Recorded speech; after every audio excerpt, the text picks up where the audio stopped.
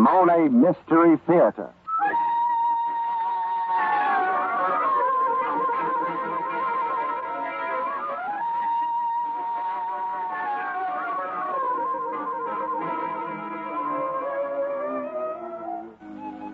Tonight's Mollé brings you another in the series of programs which puts mystery and excitement first.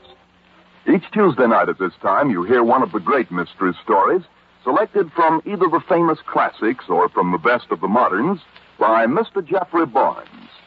Mr. Barnes, who has made a lifelong study of mystery fiction, is a connoisseur of fine detective stories. Mr. Barnes. Good evening, ladies and gentlemen, and welcome to the Mollé Mystery Theater. Tonight we bring you a tale of espionage in wartime Washington, set in the exciting days before the invasion of North Africa. It is based on a novel by Richard Powell, and it is called Death Talks Out of Turn.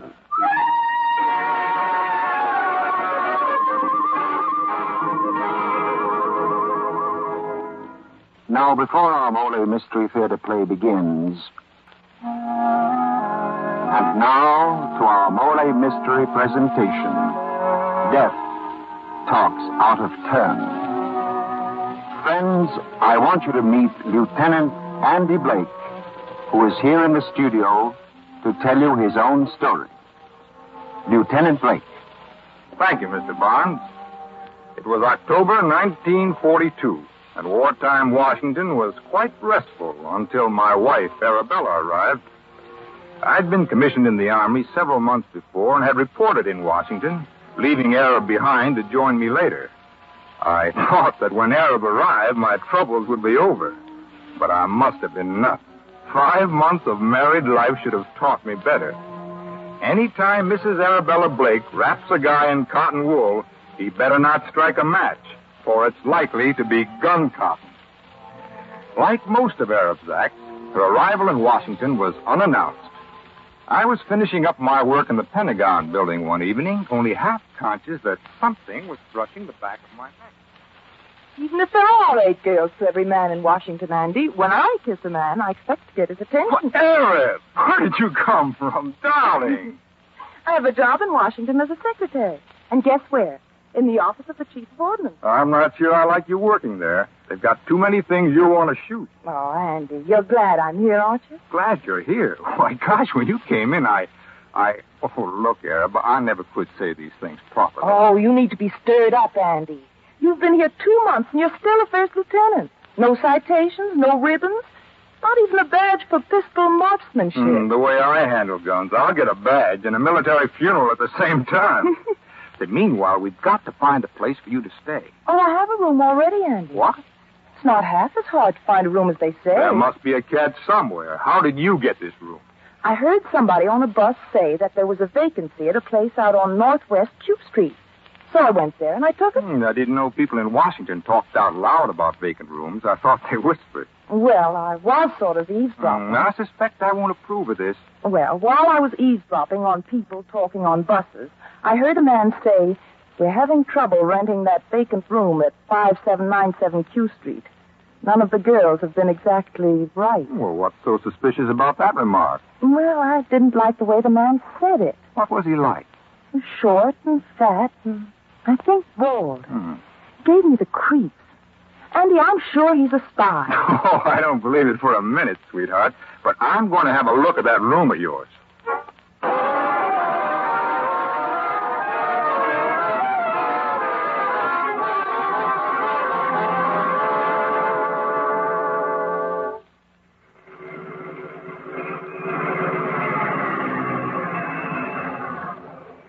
There's the house where I live, Andy, with 16 other girls who all work for the government. How'd you like it? I don't think I like it at all. Well, maybe you're right. You know, before I rented the room, they asked me a lot of questions to see if my job was important enough. Wanted to know if I had any connections with people in the Army and Navy. Come on, Arab. We're getting out of here fast. And don't get out of the car. You're not going back into that house. Well, I've got to get my things. Anyway, if you won't help me investigate, I'll do it by myself. Say, wait a minute. You can't do this to me, Arab. Oh, I can't I? You just watch, Andy Blake.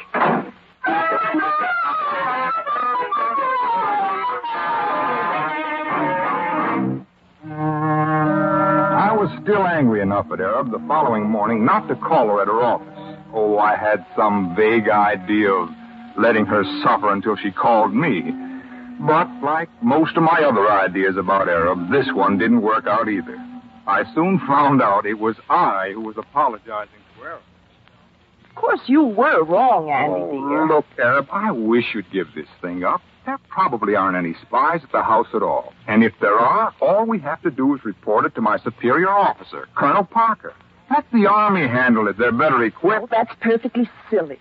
Why bother them with this when we can check up and find out? Yes, but Then the Army can step in and take over. I don't want to be a hero. I just want to do my job in the Army and let it go at that. Oh, but, Andy, we can do it together and have so much fun. Arab, I tell you, I'm not going to get... Oh, all right, Andy Blake. If you won't help me, I'm just going ahead and solve the whole thing myself. So there. Go ahead, you dope. I'll call you up sometime. Yes, do, Lieutenant. After all, we do have something in common. A marriage certificate, I believe.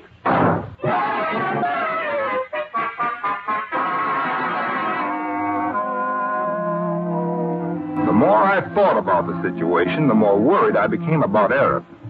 So that night, much against my better judgment, I drove over to Q Street and parked my car near the house where I could watch it. It was a quiet street, so it was doubly startling when suddenly a woman screamed from the direction of Arab's boarding house. Something shut the scream off fast, as though a hand was placed over the woman's mouth. I ran across the street and plunged into the garden. 50 feet away, a man was dodging behind a tree. I sprinted towards him. He was short and fat, but that was about all I could see. He turned suddenly and waited for me, waited in an odd, crouched position, his fingers stroking the air in front of him almost like a pianist testing the keys. My memory groped for a picture I'd seen once, a picture done on rice paper. There had been a short, fat man in the same hunched position. In the background, the artist had painted a tiny white-capped mountain. But even as he moved toward me, still in this hunched position, a woman's voice came from a few feet away. Stop at this moment.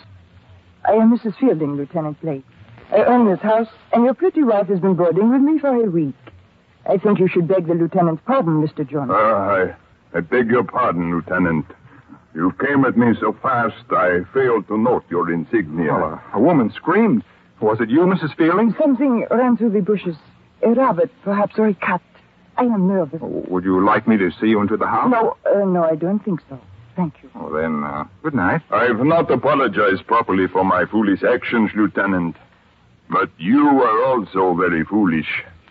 Never run at an enemy that way. Come more slowly. Now look at my hands. I can break a small club with the edge of my palm. Can you do that, Lieutenant? I wish I'd known that stuff when I was a kid in the Pine Tree Patrol. You see, we had little scout hatchets, and I was always chopping myself instead of the wood. You do not understand. I was assuming that the club was the man's neck. Your mistake, Lieutenant, is hitting a man with a fist. The fist is broad. It spreads the impact over too much space. I've been getting along all right with fists so far. What do you think will happen when an American soldier has to fight a judo expert? The American might shoot the Jap. We will hope it turns out that way. I'm glad to have met you, Lieutenant Blake. My name is Jones. Mr. Jones lives next door. If you'll pardon me, Mrs. Fielding, I'll be running along now. Good night, Lieutenant Blake. Just remember my advice, Lieutenant. Be careful how you run at a man. Or better yet, don't run at him at all, and then you will be sure of being safe.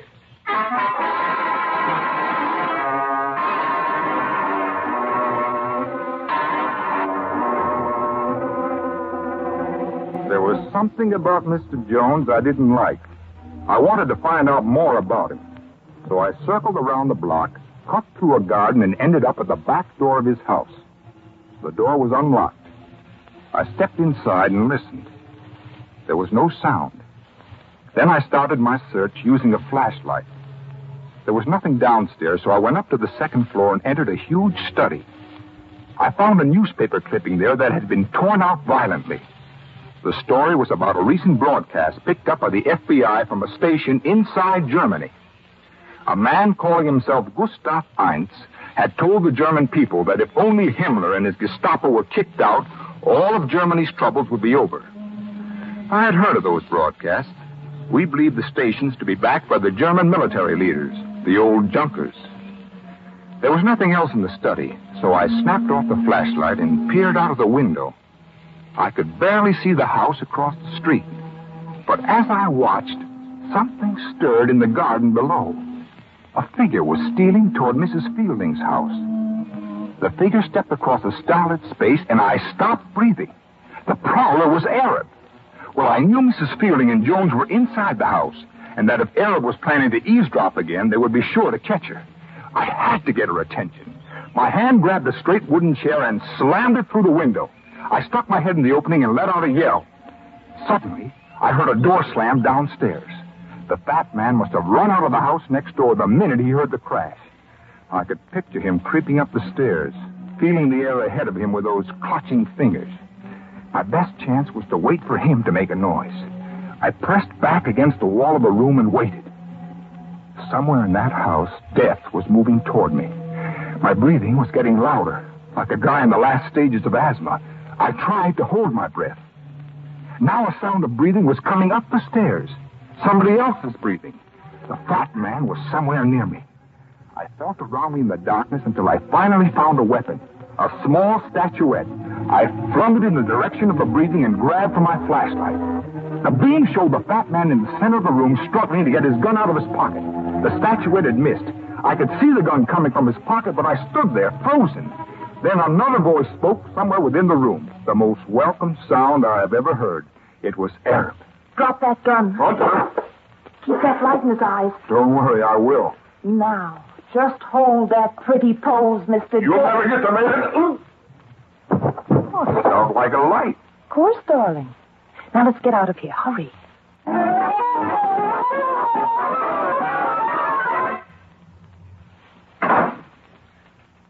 Darling, your timing was perfect. Now we've got to move, but fast. Hurry up or we'll be followed. Oh, I know this is only going to mean trouble, Arab. But what's the program? First, we go to your room. You mean we're finally going to be alone? No, I don't think we'll be alone. All right, let's have it. It's like this. There's 16 girls living in a house on Q Street. We all have jobs in industries of the government. And we all like to chatter. You mean the girls talk military secrets? Oh, I don't mean any of the girls consciously tells anything. But they do give out little things that, added together, may mean a lot. Well, I'll turn in the report the first thing in the morning. But, darling, you won't have time because, well, I've elected you as the bait. What? How do you mean? All week I've been keeping a diary. And tonight at dinner I babbled about how I was going out with an army lieutenant. I told him I'd have to be ever so careful of what I said, for you had told me you were horrified by all this loose talk. And I said you'd written down all the bits and pieces I'd been telling you all week, and that you'd invited me to come up to check your notes tonight. I made sure that Renee Fielding and Mr. Jones overheard the address. Well, meet the widow Blake. At times, I think you only married me because you thought I'd make a good-looking corpse.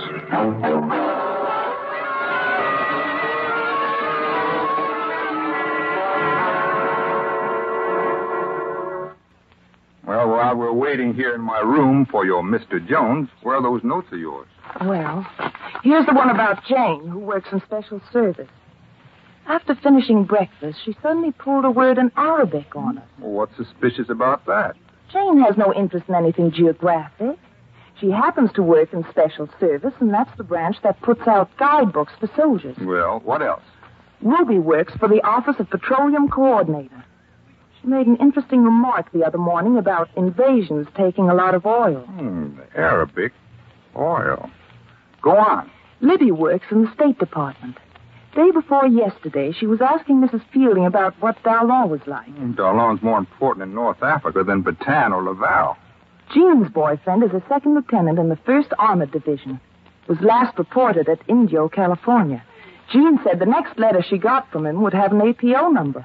Say, Indio's a desert training center. Mary Arden says that she has to type requisitions for goggles and mosquito bars all day. Goggles means sand or dust. Mosquito bars means tropical or semi-tropical countries. Put them together and they spell desert.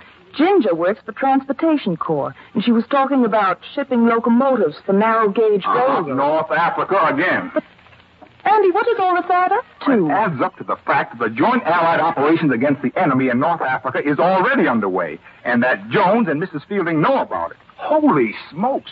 I'm going to call Colonel Parker. Oh, the line's dead. Oh, the wire must have been cut. Come here, Andy, quick. What is it? They're in the front yard. If you look closely, you can see the shadows of two men standing beneath that tree. They're here, Andy. Jones and someone else. But it's impossible. Well, we can't be trapped right in the center of Washington. Andy, we've got to make a break for it.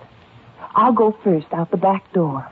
I've got my gun. If anybody tries to stop me, I'm going to shoot. If anybody's going to draw them off, I'm going to. Give me the gun. No, darling.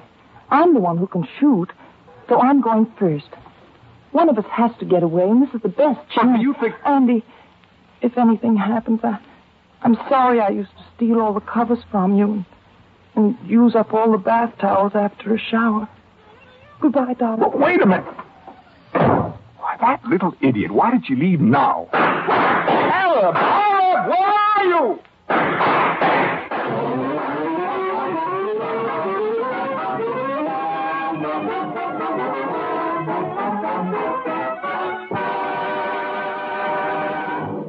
This is Jeffrey Barnes bringing down the curtain on the first act of tonight's Mollé Mystery Theater play. And now here's Jeffrey Barnes and Act Two of Death Talks Out of Turn. Lieutenant Andy Blake and his enterprising and charming wife, Arabella, have become involved with a Nazi spy ring in wartime Washington. And as the second act of our play opens, Lieutenant Blake has come to report the emergency to his superior officer, Colonel Parker, who will take the steps necessary. Colonel Parker, wake up! Colonel Parker! Ed, what is it? Oh, Lieutenant Blake, come in. It's that Q Street business I told you about, Colonel. My wife was right. They pieced together a lot of North African and invasion data, and Keep your voice down, Lieutenant. Well, sir, I think these people in the Q Street house have also got my wife. They kidnapped her, just now, in front of the place where I live. Don't worry, Lieutenant. We'll have the house on Q Street in the bag in 10 minutes. Yes, but... I'll have 2 companies of guards turned out to search Washington and get orders through to watch all roads. But I wanted to do... I'll keep in touch with you, Lieutenant. The best thing for you to do now is to go home and try to get some sleep. Yes, sir. Thank you, sir.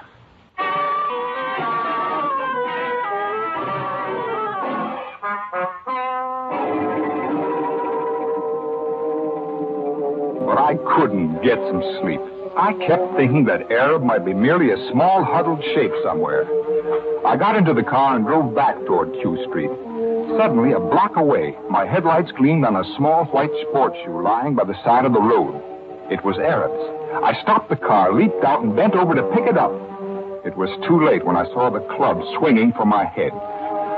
Sometime later, I came to, lying in the back of a car with my arms and legs securely bound with rope. The car turned into a driveway, and someone pulled me out. Well, Lieutenant Blake, you must have a hard head. I didn't expect you to be conscious so soon. Where's my wife? If you're quiet, you will see her in just a minute. Hold still, Lieutenant, while I untie your legs.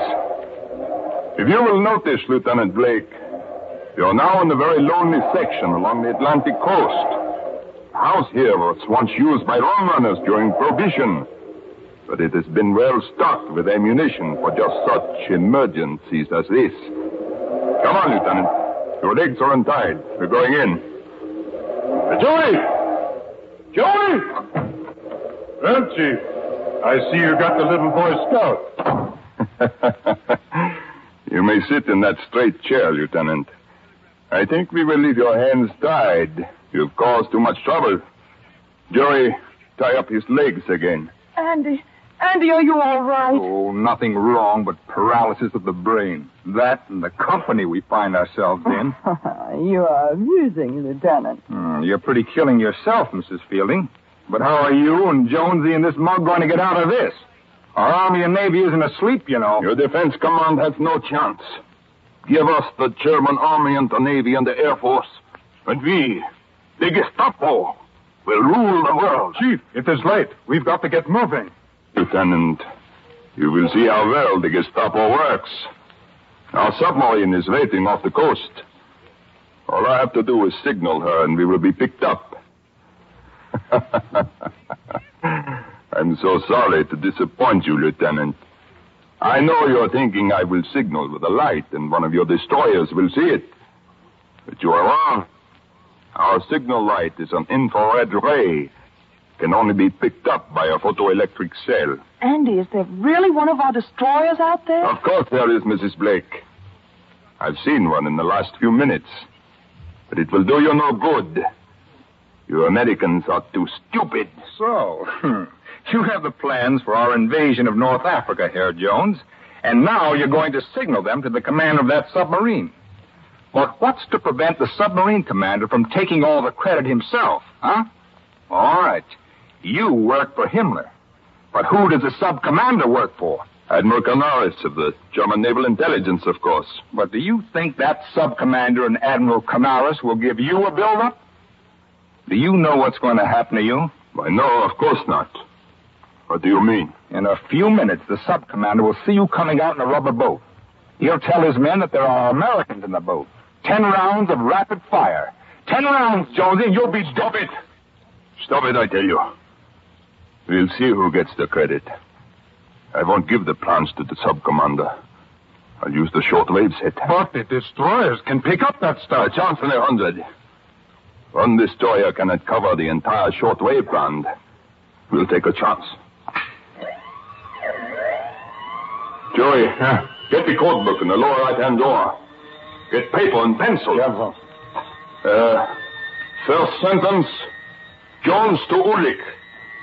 Second sentence, for Himmler only. Third sentence, 2 United States forces sail from East Coast ports of embarkation. Fourth sentence, objective North Africa, absolutely confirmed. Encode that, Joey, quickly. There will be more. Okay, Chief.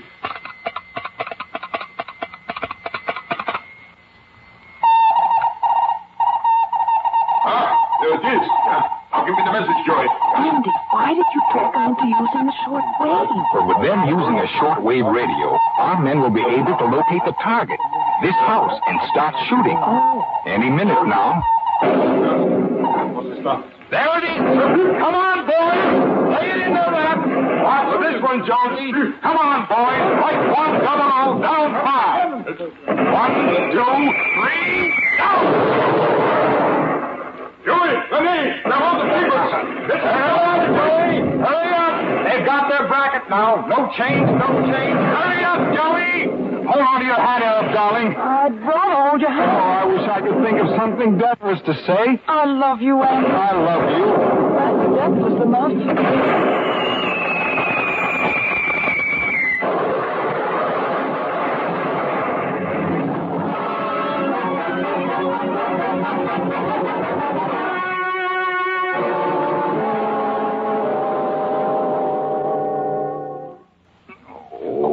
Andy, wake up, darling. Huh?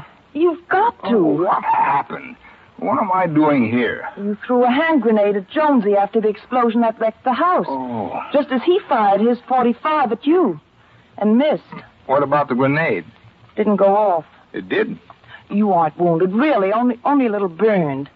It was the explosion of the house that got Jonesy. Where's Rennie and the other guy? They got away in the rowboat.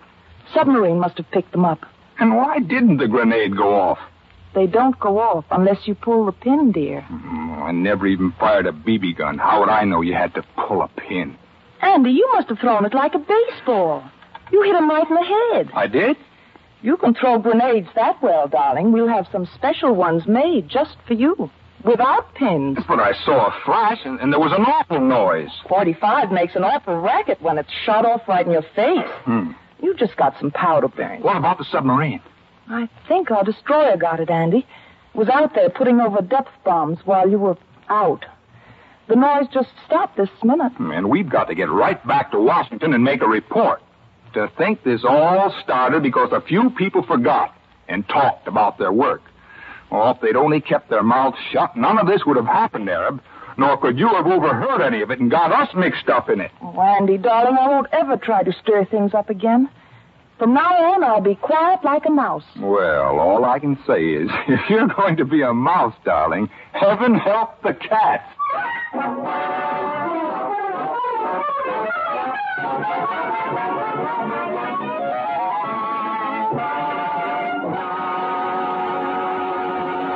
Well, ladies and gentlemen, our Mollé Mystery Theater play tonight has introduced us to a very lovable little lady who delights in solving problems. As a matter of fact, she's right here, Mr. Barnes.